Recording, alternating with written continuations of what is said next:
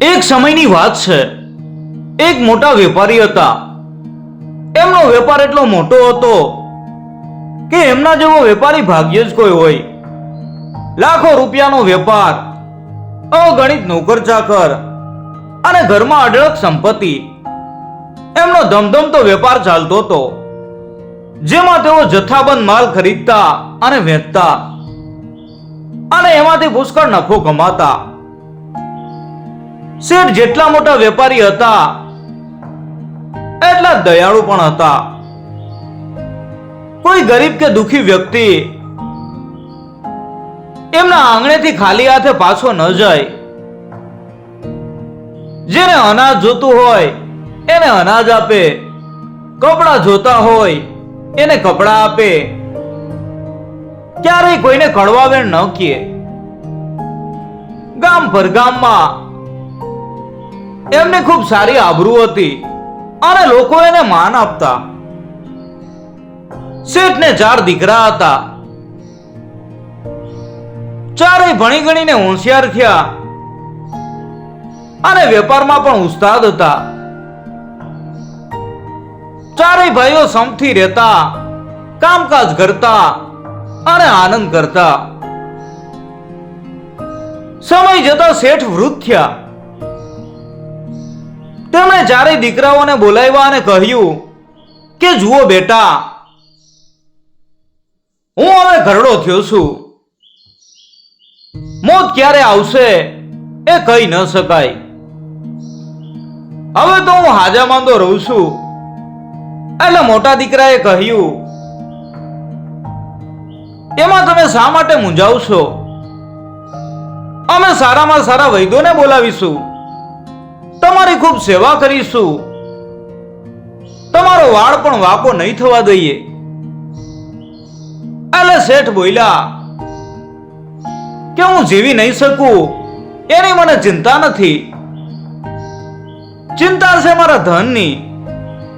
એટલે બીજા દીકરાએ કહ્યું, એમાં ચિંતા છે નહીં, અમે ચારેય ભાઈઓ સરખા ભાગે વેચી લઈશું. અમે લડશું નહીં કે અમે ઝઘડો પણ નહીં કરીએ. એટલે શેઠે કહ્યું, એનું પણ મને દુઃખ નથી, પણ મારે મારું ધન વેડફી નથી નાખવું. જો તમે પાછળથી ધનનો દુરુપયોગ કરશો તો મારી આબરૂ ડૂબી જશે. એટલે બધા છોકરાઓએ કહ્યું, તમે કહેશો એમ અમે કરશું. એટલે શેઠે કહ્યું, મારી દોલતના મારે ભાગ નથી પાડવા. એકને જ આ દોલત આપવી છે. એટલે છોકરાઓએ આ વાત પણ કબૂલ કરી. એટલે શેઠે ફરીથી કહ્યું, તમારા 4માંથી જે મારી આબરૂ સાચવીને વધારશે એને જ હું દોલત આપીશ. છોકરાઓએ આ વાત પણ કબૂલ કરી. ફરીથી શેઠે કહ્યું, એ માટે તમારે પરીક્ષા આપવી પડશે. જે પાસ થશે એને દોલત મળશે. એટલે છોકરાઓ બોલ્યા, ભલે ત્યારે ભલે. છોકરાઓને કોઈ વાતની ના નહોતી. શેઠે હવે ખુલાસો કરતા કહ્યું કે તમે ચારે જુદા જુદા દેશમાં જાઓ, ત્યાં 1-1 વર્ષ રહ્યો. ત્યાં રહીને એવું કંઈ કામ કરો કે લોકોમાં તમારી આબરૂ વધે. જેની આબરૂ સૌથી સારી હશે એને મારી દોલત આપીશ. છોકરાઓ ડાયા હતા અને રાજી થઈ ગયા. એક દિવસ ચારેય છોકરાઓ ચાલી નીકળ્યા. ચારેય જુદી જુદી દિશામાં ગયા. મોટો દીકરો પૂર્વ દિશામાં ગયો. તેણે એક મોટા શહેરમાં દુકાન ખોલી અને મોટો વેપાર શરૂ કર્યો. ખૂબ પૈસા કમાવા લાગ્યો. પૈસાદાર તરીકે એની એની આબરૂ ખૂબ વધી. શહેરના મોટા મોટા અમલદારો અને શેઠિયાઓ સાથે એની દોસ્તી થઈ. તેમને ભોજન માટે આમંત્રણ આપતો, સંગીતના જલસા ગોઠવતો. આથી એનું નામ ખૂબ જાણીતું થઈ ગયું. બીજો દીકરો ઉત્તર દિશામાં ગયો. તે એક રાજા પાસે ગયો અને પોતાના પિતાની હકીકત કહીને નોકરી માંગી. રાજાએ તેને નાની નોકરી આપી. તે ખૂબ હોશિયાર હતો. હોશિયારી અને મહેનતથી તેણે રાજાને ખુશ કરી દીધા. ધીમે ધીમે એ રાજાનો વડો વજીર બની ગયો. આથી એનું નામ પણ આખા દેશમાં જાણીતું થઈ ગયું. ત્રીજો દીકરો દક્ષિણ દિશામાં ગયો. તેણે એક શહેરમાં જમીન ખરીદી. સારા સારા કારીગરોને બોલાવ્યા અને એક મંદિર બંધાવવાનું શરૂ કર્યું. ખૂબ પૈસા ખર્ચીને તેણે મોટું અને સુંદર મંદિર બંધાવ્યું. આથી લોકોમાં એનું નામ ભક્ત તરીકે જાણીતું થઈ ગયું.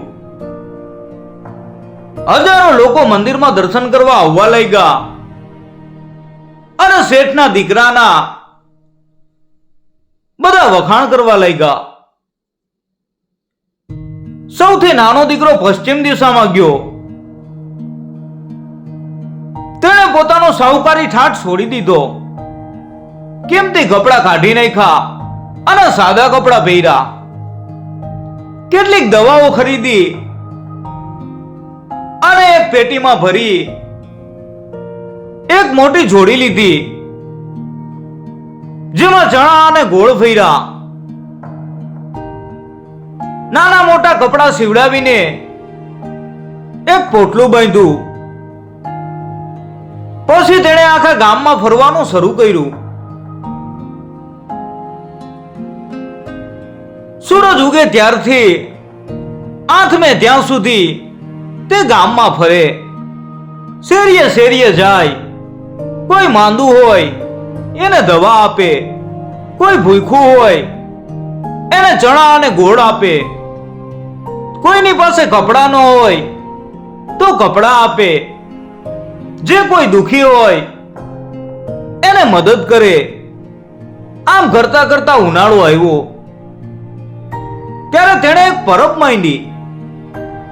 સવારે ગામમાં ફરે અને બપોરે પરબે બેસે. તરસ્યાને પાણી પાય. કોઈની પાસેથી પાય પૈસો પણ ન લે. પ્રેમથી બધાની સેવા કરે. એક વર્ષમાં તેણે હજારો દુખી લોકોને મદદ કરી. કેટલાય ગામડા ફરીને લોકોની સેવા કરી. આથી એનું નામ ખૂબ જાણીતું થઈ ગયું. લોકો એને દયાળુ દાતા કહેવા લાગ્યા. એક વર્ષ પૂરું થયું. આ દરમિયાન શેઠની તબિયત કંઈક સુધરી ગઈ. તેઓ પૂર્વ દિશામાં ગયા. મોટા દીકરા પાસે જઈને જોયું તો એક મોટો વેપારી બની ગયો હતો. એનું નામ મોટા શેઠ તરીકે ખૂબ વખણાયું હતું. શેઠે જોઈને માથું ધુણાવ્યું. ત્યાર પછી બીજા દીકરા પાસે ગયા. એ તો દીવાન બન્યો હતો. લોકો એનું નામ સાંભળીને પાઘડી ઉતારતા હતા. શેઠ માથું ધુણાવીને ત્યાંથી પણ આગળ ચાલ્યા. ત્યાર પછી ત્રીજા દીકરા પાસે ગયા. એનું નામ તો બધા લોકો જાણતા હતા. તેણે બંધાવેલું મંદિર ખૂબ પ્રસિદ્ધ હતું. લોકો એને ભક્ત ગણતા. શેઠ ત્યાંથી પણ આગળ ચાલ્યા. પછી સૌથી નાના દીકરા પાસે આવ્યા. એનું નામ તો ગામડે ગામડે અને શહેરમાં જાણીતું હતું. જે એનું નામ સાંભળે એ આશીર્વાદ આપે. એ તો દુખિયાનો બેલી છે, ભગવાનનો માણસ છે, એમ બધા કહેતા. ચારેય દીકરાઓને લઈને શેઠ ઘરે પાછા આવ્યા. મોટો દીકરો જાણતો તો કે એની શેઠ તરીકે ખૂબ આબરૂ વધી છે, એટલે એને જ દોલત મળશે. બીજો દીકરો જાણતો તો કે એ રાજાનો દીવાન બન્યો છે અને એની ખૂબ આબરૂ છે, એટલે એને જ દોલત મળશે. ત્રીજો દીકરો વિચારતો તો કે એને જ દોલત મળશે, કારણ કે તે ભક્ત ગણાતો હતો અને તેણે કેવું સુંદર મંદિર બંધાવ્યું હતું. સૌથી નાના દીકરાના મનમાં કશું જ નહોતું. એને તો દોલત મળે તો પણ ઠીક અને ન મળે તો પણ ઠીક, એમાં જે માનતો હતો. શેઠે ચારેય દીકરાઓને બોલાવ્યા અને પછી બોલ્યા, જુઓ દીકરાઓ,